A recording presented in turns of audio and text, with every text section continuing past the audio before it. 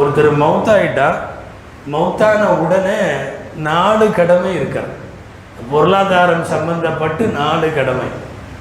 Number 1, அவர் விட்டுட்டு போன காசில் இருந்து அவருடைய கஃபன் தஃபன் அடக்க செலவுகள் எல்லாம் பார்க்கலாம்.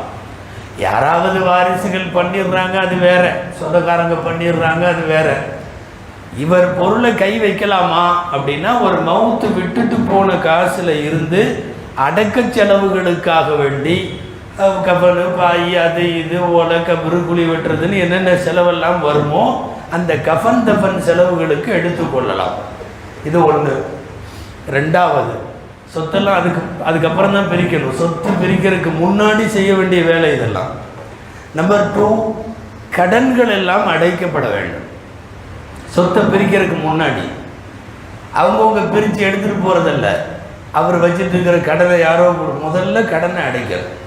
ஸோ அவங்கள யார் யார் கடனாளிகளோ அவங்கள கூப்பிடணும். அவர் விட்டுட்டு போனதில் இருந்துச்சுன்னா கொடுத்துடணும். இல்லை ரொம்ப தாண்டி கடனெல்லாம் இருக்குதுன்னா அவங்கள கூப்பிட்டு உட்கார வச்சு வாங்கின கடனை ஒரு மாதிரியாக விகிதம் பண்ணி டிவைடு பண்ணி அவங்கவுங்களுக்கு தோதுவாக அது இருக்கிறதுல கொடுத்துடணும். எல்லா கடனையும் கொடுக்கணும். உங்களுக்கு தெரியும், ஒருவேளை மகர் கொடுக்காமல் இருந்தாருன்னா அது கடன், அதை முதல்ல கொடுக்கணும் மனைவிக்கு. இப்போ இதெல்லாம் கடன் அடைத்தல் 2வது. நம்பர் 1, கஃபன் தஃபன் செலவுகளுக்காக அவருடைய பொருளாதாரத்தை பயன்படுத்துதல். நம்பர் 2, கடன்களை எல்லாம் அடைத்தல். 3வது முக்கியமானது வசியத். அவர் ஏதாவது வாக்கு மூலம், மரண வாக்கு மூலம் மரண சாசனம் கொடுத்துருந்தா அதை நிறைவேற்றணும். இப்போ இந்த வசியத்துன்னு சொல்கிறோம், மரண வாக்கு மூலம். இதில் நாம் கொஞ்சம் தெரிஞ்சுக்க வேண்டியது இருக்குது. வாக்கு மூலம் மரண சாசனம் எல்லாரும் கண்டபடி கொடுத்துட்டு போக முடியாது. அதுக்கு மார்க்கத்தில் சில சட்டம் இருக்குது. நம்பர் 1, இவருடைய சொத்தில் 1/3 தான் இவர் மரண வாக்கு மூலமே கொடுக்க முடியும். இவர் வாட்டில் நான் பூரா சொத்தையும் பள்ளியாசிரியருக்கு எழுதி வைக்கிறேன்னு சொல்லிட்டுலாம் போக முடியாது. அவருக்கு வசியத் என்கிற மரண சாசனத்திற்கு அலோடான இது எவ்வளோன்னா, அவருக்கு அனுமதிக்கப்பட்டது 1/3 தான் அவர் சொத்துல. இது ஒரு கண்டிஷன்.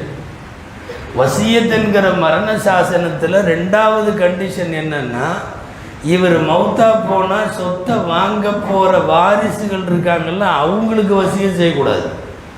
வாரிசு அல்லாதவங்களுக்கு தான் செய்யணும். வாரிசுகளுக்கு நீ ஏன் செய்யணும்? அதான் அல்லாவே சொல்லி வச்சுட்டானே, நீ கண்ணை மூடனா போதும் வந்து கிளீனாக தூக்கிட்டு போயிடுவாங்க. எனக்கு இத்தனை கொடு, உனக்கு அத்தனை கொடு, உனக்கு அத்தனை கொடுன்னு பூரானில் இருக்குது. கணக்கு பிரகாரம் எனக்கு வரணுமல்ல அப்படின்னு வாங்கிட்டு போயிடுவாங்க. அதனால் நாம் போகிறப்போ மரண சாசனத்தின் மூலியமாக திரும்ப ஒரு தடவை சொல்லணும்னு அவசியம் இல்லை.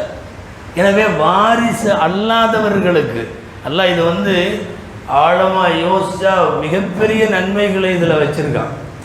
யாருக்கெல்லாம் சொத்து கிடைக்கும், ஒரு ஃபார் எக்ஸாம்பிள் ஒரு விஷயம், ஒருத்தர் மௌத்தாகிறார், ஒரு தகப்பனார், அவருடைய ஒரு மகன் முன்னாடியே மௌத்தாயிட்டார். அவருக்கு முன்னாடியே அந்த மௌத்தா போன பையனுக்கு 4-5 பெண் குழந்தை, ஆண் குழந்தை எல்லாம் இருக்குது.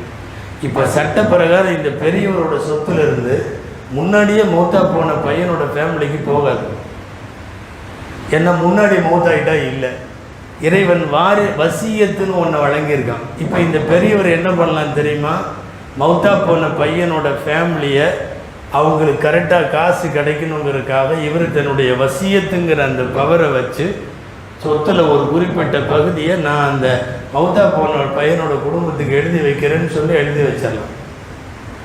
யாருக்கு கிடைக்காம போகுமோ அவர்களுக்காக செய்யலாம். உதாரணமாக வளர்ப்பு மகனுக்கு சொத்து இல்லை, அது பிறந்த உடனே நீங்கள் கையில் எடுத்துட்டாலும் சரி, அது உங்கள் மகன் இல்லை.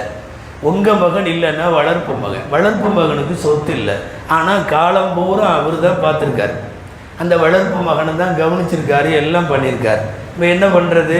அல்லாஹ் கொடுத்த பெரிய வாய்ப்பு இந்த வசியம், மரண சாசனம். என்னுடைய வளர்ப்பு மகனுக்கு நான் சொத்துல 1/3 இப்படி எழுதி வைக்கிறேன்னு சொல்லி அவர் சொல்லிட்டு போயிடலாம். வசியத்து கரெக்டாக பயன்படுத்தணும். வசியத்தில் பாவகரமான ஏதாவது ஒரு வசியத்தை செஞ்சுட்டு போனால் நிறைவேற்றுறது கடமை இல்லை, நிறைவேற்றவே கூடாது. போகிற நேரத்தில் யார் மேலே உள்ள கோபமோ என்னமோ ஏதோ ஏடா கூடமோ சொல்லிட்டு போயிடுறான்னு வைங்களேன், யாரையாவது பாதிக்கிற மாதிரி. பாவத்தை ஷரியத்திற்கு மாற்றம் இருக்கக்கூடிய எந்த ஒரு வசியத்தையும் ஒருவர் மௌத்தாகிற போது சொன்னால் அதை நிறைவேற்ற வேண்டும் என்கிற அவசியம் இல்லை.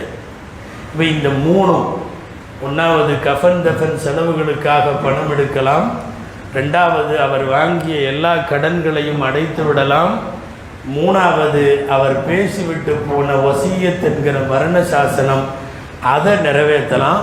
இதெல்லாம் போக எஞ்சிய சொத்துக்களை மார்க்கம் சொன்ன பிரகாரம் பிரித்து கொடுக்கும்.